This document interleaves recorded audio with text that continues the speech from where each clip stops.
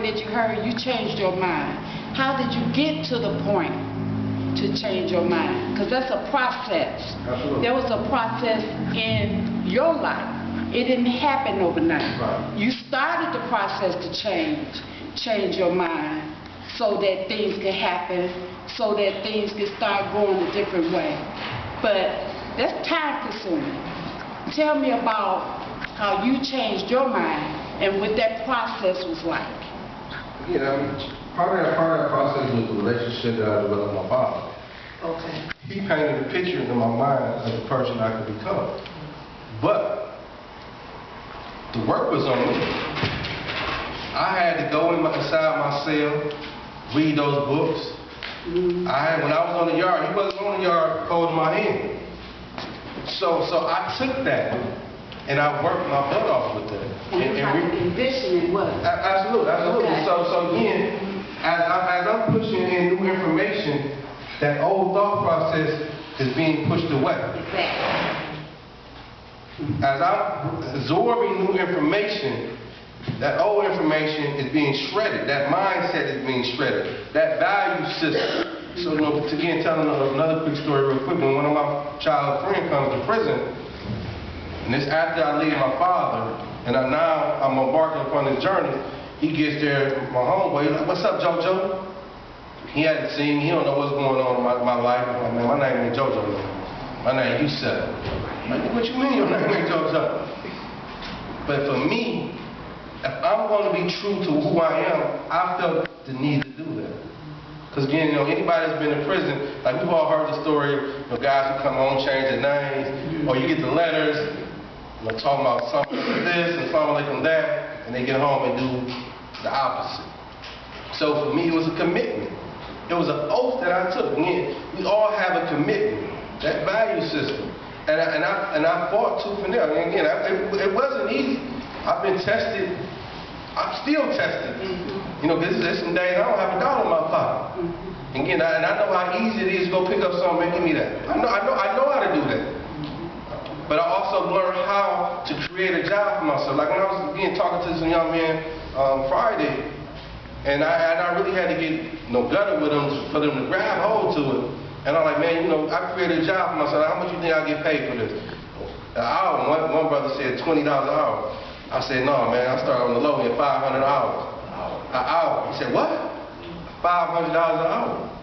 You can create a job for yourself or what you want to do. But also, it's not about the money.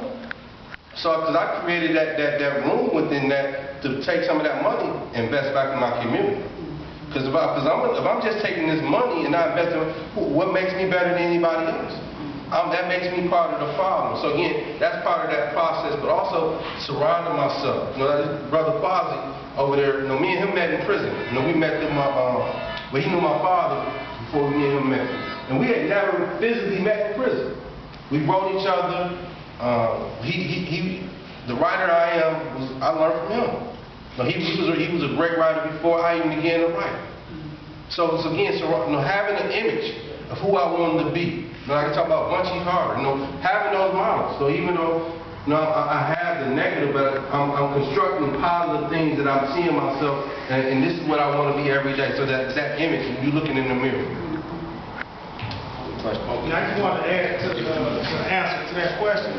Sometimes, we change based on new beliefs that we have.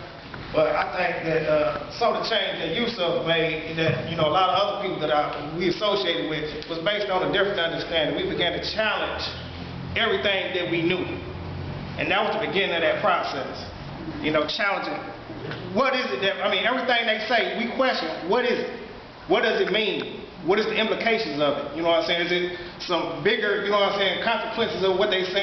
We question it. We want to understand, not just know something, not just believe something, not just accept it at face value, but it was really about achieving or trying to acquire a deeper understanding. Malcolm X said, learn how to think critically. And that's what we focused on, thinking critically and teaching young people how to think for themselves. Malcolm X, when he went to Mississippi, he said, most important thing a young person can do is learn how to think.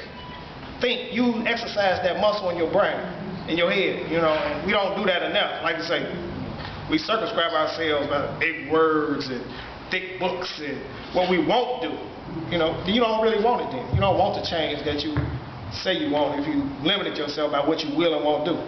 You go the extra mile. And it does take time, and it's a process. But you got to work at it like working out in the gym.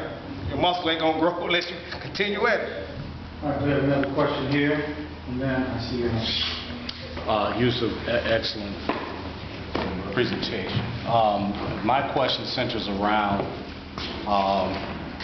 so much you said resonated with me, but my question centers around something that you conveyed regarding people that have left the community. I recall a time where people would leave, yes, chasing the dollar, you know, wanting better, etc., the American dream, however you want to label it. As of recent, let's say within the last 10 years, there's been an exodus from people who are just kind of fed up and afraid and fearful. So you got Mr. Neighbor, whose house has been broken into 3 or 4 times. There are other systemic issues, such as what is portrayed in music and media that suggests a certain image to a certain group of individuals. So Mr. So-and-so, Mr. Neighbor, sees this happening in his community. You know, he's cutting his lawn, he gets robbed. His kids are going to school, they're getting attacked. His wife is getting raped. People are getting raptured. How do you convince the hopelessness in the mind of that? How do you convince that hopeless individual in those minds that they should embrace the call when they have fears, when they have idiosyncrasies, they have viewpoints that say, hey, you know what, I don't want no more, I'm sick, I'm tired, I'm a victim of it, I love the city, but you know what, I can't do it. Pragmatic. You gave a lot of good, you know, responses earlier, but pragmatically, how does that look? I mean, first of all, in the black community, there should never be a generational gap. In reality, there's more so of a communication gap. And so, what has transpired over the years, the things that has occurred in your lifetime is so far from my lifetime. And again, we're not, like Father just talked about, critically analyzing, accepting the difference. The young folks in my lifetime, they grown up in crack-addicted homes, crack-addicted communities, BET, MTV. You know, the oppression that we've seen in your lifetime is totally different in this lifetime, in the sense of how it's been so more sophisticated and strict of our humanity. So again, something simple as a backpack giveaway, it seems larger than life.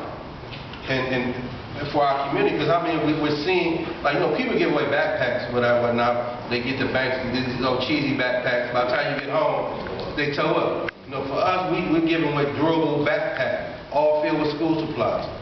You know, for the first time when we blocked off the street, people old enough to be my father had never seen a street blocked off, unless because of the murder gang, unless because we set a house on fire. But again, the changing the paradigm of how we see things, and even to drive your point home, what you described happened to my community last year.